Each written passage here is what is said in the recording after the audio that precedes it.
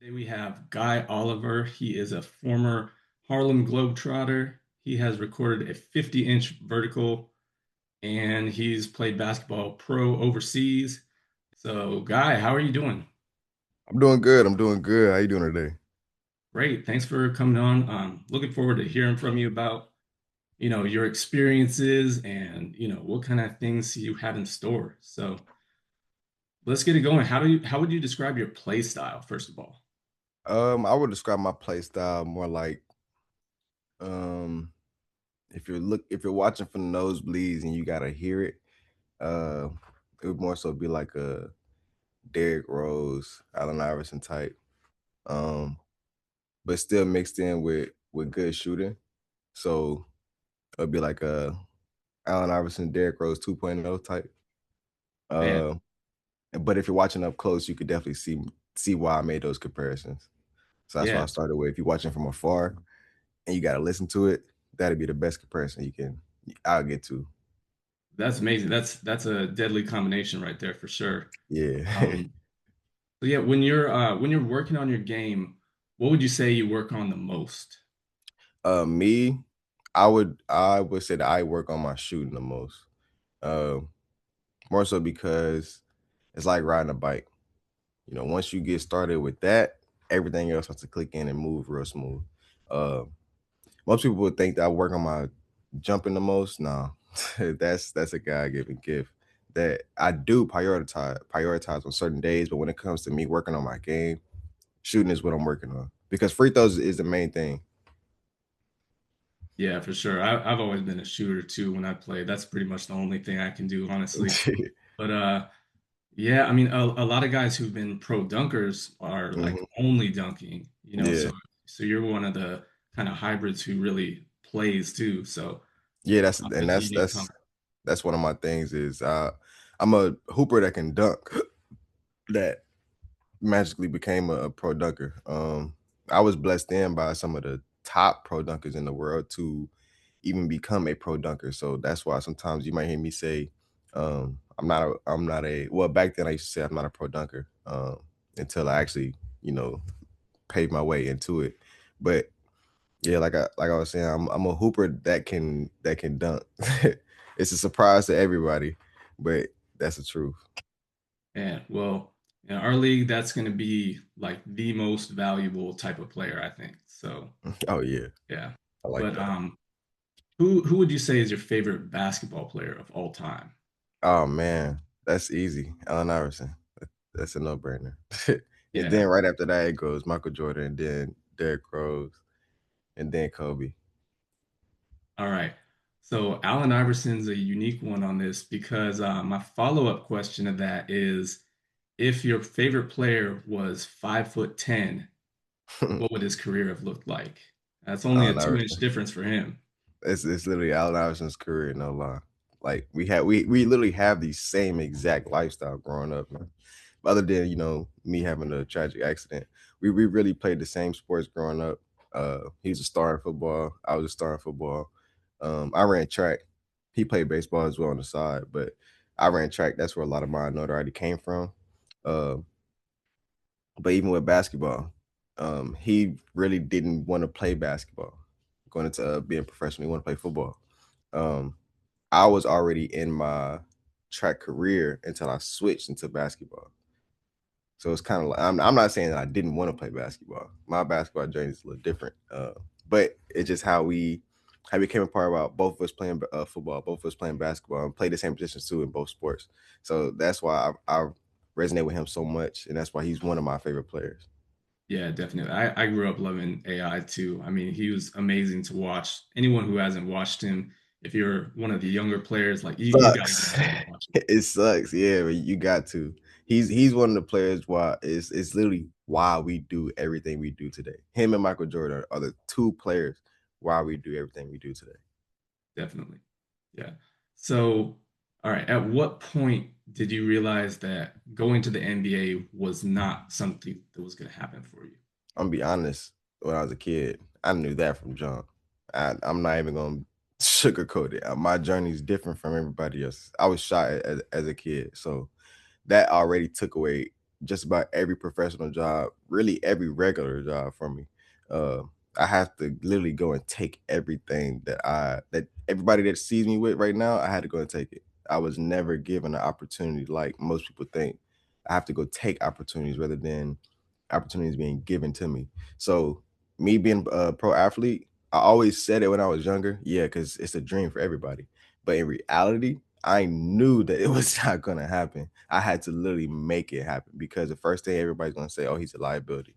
Well, I'm better than every guarantee on your team. Understand that. So as a Yeah. young kid, I knew that going to the league wasn't for me. And then in the same sense, though, I already didn't want to go to the league. It sounds crazy, but it makes sense after I say what I'm gonna say. I didn't want to go to the league because you have to fight to be a bench player. I'm not finna fight to play on the bench. What's the point? I've been on the bench my entire life. Why am I finna fight to go be on the bench? And then on top of that, now I have to fight. So imagine if I'm on LeBron's team, you have no chance of making your name, and this it's just the truth. And I'm not trying to put anybody out there, but Austin Reeves is a great example. Great example. He's playing with somebody who he can't even get. Austin Reeves has a shootout, and people forgot. So that's a big reason right there. I can go overseas and and I could be a household name. I could Yeah. be as big as I want somewhere else. Yeah. Well, I think a lot of players should be able to become household names that aren't right now. You know? Or something like you're playing a sport, you're putting your body on the line. I'm not about to go sit behind somebody who decides to play 35 games throughout the season. And then I'm just sitting on the bench, bouncing between G League, bouncing between sitting on the bench and in the league. Cool, they get paid a lot of money. I love it. It's great.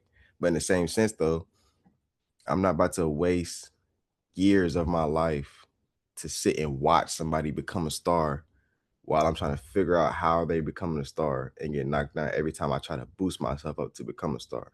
It's a Yeah. big business when it comes to the league. You got Yeah. to play your role. So I would rather go somewhere where I'm loved and liked. If it's in a different country, then it's in a different country. If it's Yeah. here being a dunker or influencer, then it's here being a dunker influencer. But Yeah. I'd So rather, yeah. tell us a little bit about your journey. What are some of the things that shaped you as a person and as a basketball player? Um, as a person, what shaped me was um really just everything that I went through as far as uh being shot as a kid. That really shaped me to realize that not everybody is not everybody's with you like they say they are. It benefits you benefit them more than a lot of people benefit you. And how that coexists with sports with myself because if so with football, if if I don't take that helmet off, our team looks great. Our team looks 100%. Our team looks non-liability. As soon as I take that helmet off, I'm a liability. No one looks at me as, that great football player, that great, athlete. So I kind of walk around more so as if I gotta go take it, rather than I don't wake up today and well, I don't know what everybody else thinks because I'm always in. I gotta go get it. I gotta go take it. I gotta go take it because Yeah. I don't have the same lifestyle as everybody else. Granted, nobody else does, but to an extent, some people can relate way more than I can when it comes to just growing up and dealing with certain things. So like the average shooter for every team, everybody knows like he's a shooter. The average shooter for every team has a designated spot, has a designated, you feel me, everything. Everything's designated and worked out for him because he Yeah. benefits the team, right? I don't even get a chance just based off the looks. I have to pass the look test before I can Yeah. get into the door, which sucks because not everybody knows how that feels. And it's 2026 and I still gotta go through that, which is crazy. I've been going Yeah. through that as a kid.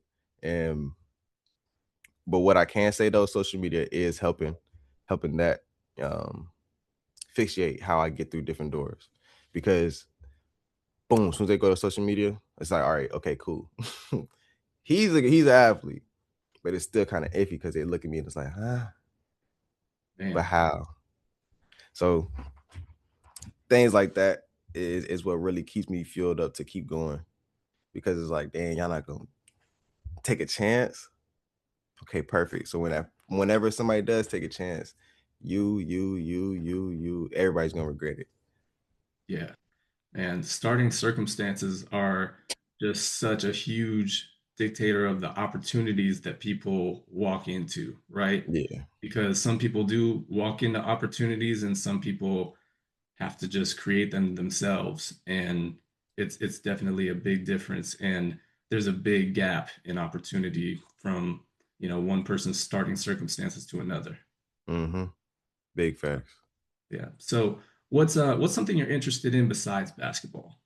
Man, that's a great question. And I'm actually glad that you asked that because I took off 2025 to really go and venture off and do that.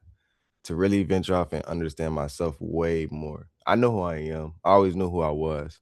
But in the same sense, you have to go actually touch that to really, really know like who you are. So outside of basketball, I really went back to me, which is crazy because once I was finally able to play sports, I kind of lost who I really was in a way because I was so young and that's all I wanted to do was just play sports. And once I Mhm. finally was able to, that's all I did. I had no other anything. I played 5 sports growing up at one point, all the way up until high school, played 3 sports. And then to college, they wanted me to walk on and play football. I was a D1 athlete at track. So they wanted me to walk Man, on and play football and basketball. And that's all I knew was sports. And I still all I know is sports. But outside of sports, bro, I know I do a lot. I do everything. Like, and some people might wonder, man, why hasn't Oliver been posting? I've really been on like my own journey, my own quest. I am getting back into posting. It's just once I stopped posting, I just felt the love again for myself. Um, but I do tattoos. I make websites and apps. I have a degree. I actually went last year. I got my degree in web development and software engineering.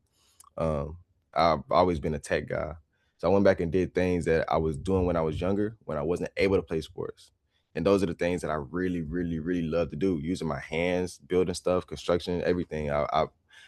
In high school, I built a house with one of my classes, um, my junior and senior year, and then um,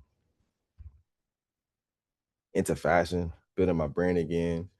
I've just been doing a whole lot of stuff. I'm making different type of clothes and everything. I've been doing a lot outside of basketball because I'm not gonna say it got to a point to where life kind of came back again and kind of showed me, um, like I ain't gonna say favoritism, but it did. Life life did show me favoritism at some point when it came to me and my career. So I kind of had to step back a little bit just so I wouldn't mess up my career. Because when a relapse of bad things happen again, you kind of relapse and turn to that bad person again in your mind. And that's where I was heading to. I had so much on my plate. I had a lot going on. So that's why 2025 I kind of stepped back and stepped away from myself to regain myself. So this year that I can really, really be that top dog that I really want to be. man, that's awesome. I feel you on that too, because I've been in that mode before with sports where it is the only thing that I Hmm. focus on, the only thing that I really devote time towards. And, you know, I'm having to get out of that too. It's Yeah. been a thing where, you neglect other things and then life Hmm. starts to pass you by if you're not careful. No, listen. Listen, life will pass you by so fast. Oh my God. I sat down for 345 days. Like I sat down for 345 days. No Man, sports. And that's what let me know, like, damn, everything just passed me so fast. Like I had sat down and the hardest thing for me sitting down was to sit down because I had to sit and remember everything. And that was so hard because I've done so much and just seeing just 1,000 memories just pass me. Like even now, I'm still trying to remember certain things so I can tell a story on it, but it's so hard because I've done so much in a short amount of time, but also in an extended amount of time. So everything is packed in, but it's a lot of it. So that's kind of hard for me to kind of gauge and understand certain things. And that's why I'm glad I did sit down, because if I didn't, I would still be going about life the same way I was. And by the time I do sit down, I'd probably had a brain aneurysm trying to trying to Mhm. remember everything, or everything trying to come out, all my memories and everything. It wouldn't have been out of like, even now I forget people's names because I have so much packed in. So I can only Yeah. imagine what would have happened. Yeah. Well, yeah, it's good to be able to reflect and then kind of move forward with a different perspective. So, um, Hmm. with that, you've been in a lot of sports leagues before. Yeah. How important is a way that a league treats its players, and what do some leagues get wrong with how they treat their players? Man, that question right there, that's the main question. They don't ask questions. That's like that, those two right there. They don't ask questions, and then once they do ask questions, they don't ask these type questions. They don't ask what can a league do for a player, or how should a league be for a player? How should a league, they don't ask none of that. They ask is what type of jerseys do y'all like? That's Yeah, it. That's I literally it. What mean, type of jerseys do y'all like? It's like, bro, we don't, cool. Jerseys look great. But if yeah, we was to wear regular jerseys but had accommodations that was for us, like um one of the leagues that I play in, they actually listen now. They have a great training booth that's there all the time, right? Granted, every league has a training booth, but this booth in particularly, we know the trainers, they're cool people. They come consistently, and then on top of that, they talk to us after the game, outside the game. Hey, is it still hurting? How's this feel? Okay, come in next week for the, whenever you play, but come an hour early just so we can work on it and blah blah blah. That means a lot. That lets us know that you care about the league, you care about the players, you care about the trainers. That means we're investing our bodies into the game to make sure your league looks good. You're investing your mind and your other benefits to make sure that we're feeling good. And that I can respect that all the way, because then it brings a calm environment. You don't have BS players coming in. You don't have BS crowd people, people that's trying to, watch the game heckle. We don't have hecklers at the game or nothing like that because of that. yeah, Because the energy is so cool in the gym that everybody can watch, crack jokes, do whatever, other than be, bad energy. yeah. I know. With us, we're really trying to create this league from a player first perspective because Hmm. the players are everything. Like that's the way that I've always viewed it. And when I see leagues neglect the players or sort of discount them, not value them enough, that's a Hmm. big problem to me. Yeah, it is. It's a major problem in all leagues, and especially for the females too, because they don't get questions like that. Just like us, but they really don't get questions like that, because it's like, all right, we're gonna make the league for the girls, y'all just gonna play. So like when people ask those type questions, that it just shows that they care enough that, granted, yeah, it is their league, so it's kind of like a cliche thing, but at least they ask. Some people start a league and don't ask. I've been in plenty of leagues like that. They're great leagues, but it's a pointless time for me to be there, because y'all don't care. Y'all Yeah. want my clicks, y'all want my views. That's all y'all want. Right. You really need to value the humans that are involved first. Yeah, Everyone's their own unique person. It's not right. just statistics, it's not just revenue.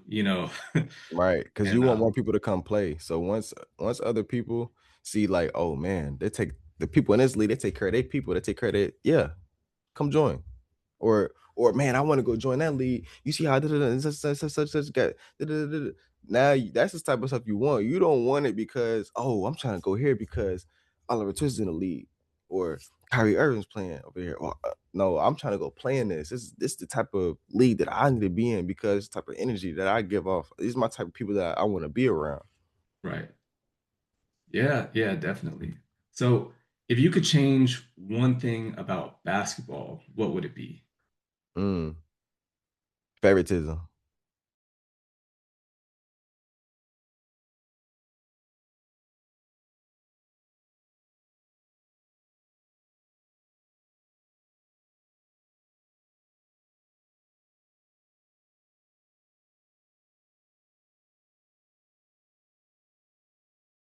Easy. It's just favoritism in basketball all around. What So kind of favoritism do you see? Sometimes I get hit with it too. Once I finally get through that door, it's the favoritism of either if you're a great athlete, they're not gonna take you off the field. Like if you have everything, you have the defense, you got the offense, they're not taking you off the field. Or whatever. Field, court, track, whatever. They're not gonna take you off. Favoritism is real, for sure, for sure. Uh, I always felt like the best player needs to be on the terrain at all times. But favoritism is one of the biggest blockers of all sports because it starts young. Coach's son, never the best on the team. Never. I have yet to ever play with a coach's son, and they have been the best on the team. I've yet to play with the coach's son, and they make it far. And that's not Yeah, me trying to knock anybody's journey, not trying to knock anybody's child at all. I'm just telling the truth. That plays a big role into why certain kids don't make it far, and that plays a role into why certain kids make it further because our favoritism. I, growing yeah, up, I was never allowed on AAU teams, um, yeah, different basketball teams because everybody thought I was a liability. I've made it further than every coach's son. I've made it further than everybody that's made every varsity team. I've made it further than everybody that's made every basketball team over me because of favoritism. yeah. You That has to know, be taken out. the type of favoritism that I see a lot, it's not the outright like I'm going to tell you to your face. It's the you remind me of me, you know? Yeah, And yeah. when you reminded me of me has to involve how we look too, Mhm. then that becomes a big problem. Yeah. Big time. Big time. Especially with the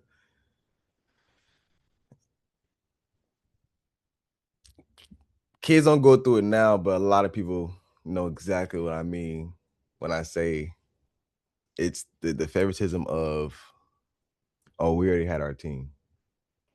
Yeah, Like, come on, man. You brought all these people out here to ruin their time. Not even waste their time. You brought these people here to ruin their time. The two kids that may make it, from tryouts, cool. But everybody else that you brought into tryouts, you just let them know you you were worthless to even come here because I already had my team. And then yeah, once they have the team, you already know exactly who they're gonna play. It's gonna be 6 or 7 players out of 13. Favoritism has to stop. Like I'm yeah. so serious because I'm a mass majority of players that quote unquote are going to the league don't even go to the league. Half of the players that are league bound aren't even good enough realistically. The players that are on sitting on that bench have way more heart, have way more hustle than a lot of the starters. Favoritism to me is one of the worst in all sports, not just basketball. So if anything, for me, that'd be first. Okay. Yeah, now with our league, I mean we're going to be building teams from scratch. We're going Hmm. to be starting out with 50 different people trying out for each team. Hmm. And is starting from zero. So it's going to be interesting to see how the teams are made. But we're also going to be having players able to document their tryout experience, and Mm. therefore, even the guys who don't make the team, they're going to have content that they're able to put out. They're going to be able Right, to show their highlights. They're going to be able to get their name out more. Uh, right. so, we want to make sure that everybody who gets a chance gets featured in some way. We even have playing time modifications in our league. Like every active player on the team has to be in at least 5 minutes of game time before the third quarter ends, or it's a technical. And it's Mm. only 10 active players on each team. Um, and no player can play the whole first 3 quarters as well because we're looking out for player safety. We're trying to make it so no player plays over 35 minutes. We're not going to have any back-to-back games either. Mhm. So we've got a lot in place because we want players to be safe. We want players to get exposure and not have to deal with those politics. If a guy comes Yeah, in, he gets his 5 minutes and he scores 8 points real quick and he sits for the rest of the game, everybody's going to wonder. But if that guy doesn't get on the court in the first place, how exactly. yeah. So, well, one more thing actually. If Mhm. so in UBF, every player is going to be under 6'2". Mhm. What do you think that's going to do as far as what skills will be valued? What do you think is going to be most valuable in this league? Defense. Defense. Because everybody's the same height. Everybody has the same skill set at that point. If you don't have defense, you're screwed. You're gonna get exposed in this league.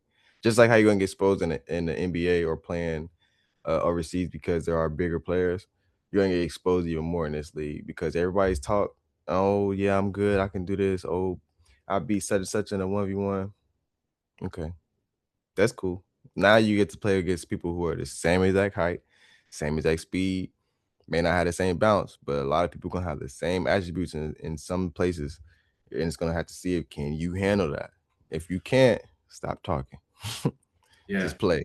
there's not going to be any 7 foot rim protectors behind you, kind of Yeah, erasing your mistakes for one. yeah, Yeah. exactly, One of exactly. the things I think about is off the ball movement because we're going to have a league full of players who mostly came up playing point guard, and Hmm. not everybody's going to be point guard. So to me, the guys that are most valuable in this league are undersized twos who are extremely athletic because athleticism essentially becomes the new height in this league. Yeah, You're close to 6'2" and you have a huge vertical, then like that's essentially going to be the closest thing to being a big man. Or you might even get some guys who are built like NFL strong safeties out there who yeah, just can box anybody out and they get a bunch of rebounds. So it's going to be that's true. interesting. We're going to have new archetypes of players for sure. You know that is true. Athleticism is the new height, and I kind of feel like um I kind of feel like I was a part of that wave to help athleticism become the new height in a way. Uh, because everybody when they see me jump, of course they don't want to take me off the court no more, or they want to get me back in at some point because they see how high I can jump. So it's like, all right, he's gonna throw everybody off. Um, but nowadays, nowadays, um, I think this league is gonna help out a lot of the kids that believe that one, they couldn't make it to the league, or two, they can make it to the league because of what you just said, athleticism being a new height. And I think this league will get a lot of views and a lot of looks in a good way. After the bad, because at first it's gonna come the bad like always, but then the good's gonna come right after, like immediately after, because they're gonna see how real it is, first of all. Then they're gonna see how active we are. And then they're also gonna see the type of architect, like you said, the type of architect of players that we're seeing is gonna get to a point to where people are gonna start wanting to see us 2K. People are gonna want to start, doing things like that. They're gonna make architects like that and put them in 2K. Oh So yeah, we definitely want to get a video game once we get this going too. oh yeah, I 'Cause, think I think I think it's definitely gonna get to that point to where it's gonna be a league that people are gonna actually tune into. Like, oh my god, Thursday night, you gotta tune into the UBF, or Wednesday night, UBF, bro. I got UBF. Like, I feel like that's gonna come because look at the league now. Point guard 6'4" and up, 6'5" and up. for sure. Yeah, The and average viewer is 6'2" below. That's yeah, all I'm yeah, saying. and going to what you were saying before too, you're definitely one of the inspirations for the league because I mean, I see someone like you and some of these other guys who have like 48, 50-inch verts, and I'm Mhm. like, there aren't that many guys in the world who Yeah, can jump like that. How are these guys not in like a pro league of some sort? I mean, in favorites. boxing and MMA, like they've got weight classes, right? And Hmm. you've got welterweights who are superstars. Yeah, That's basically what height is in basketball. It's what weight is in these other sports, right? that's a fact. So why not feature the guys who should be superstars, but they can't go against Wemby, right? Like Mm, he's gonna I erase can. everything. I mean, I'm not gonna I lie. mean, I mean, I can see you dunking on him I'm honestly, taking but the risk. I've had a teammate that was 7'5", and I I went up against. Now I didn't win, not every round, but I had to catch him slipping. So I know what I'm doing. I can't I yeah, can't vouch for everybody else. Yeah, I mean the timing has to be perfect, right? Because Yeah, you can get up to that height, but he's already there. Like he yeah, just puts a hand up and he's already touching almost the rim, right? yeah. But it's a fact of seeing David versus Goliath in real time. Then everybody's gonna freak out if they just see me just rise up on Wimby. If he blocks it or not, that's headlines right Oh there. yeah. Yeah. Well, Guy, But thank even, you so much for spending the time. We probably gotta wrap it up at this point. I think the meeting's about to end anyway oh yeah, for without me. sure, for So, sure. but thank you so much. And Oh man, I appreciate you inviting me to the meeting, and I definitely can't wait for the season to start, man. It's gonna be a great one. all right, thank you so much. All right, have a good one. You too. Thanks.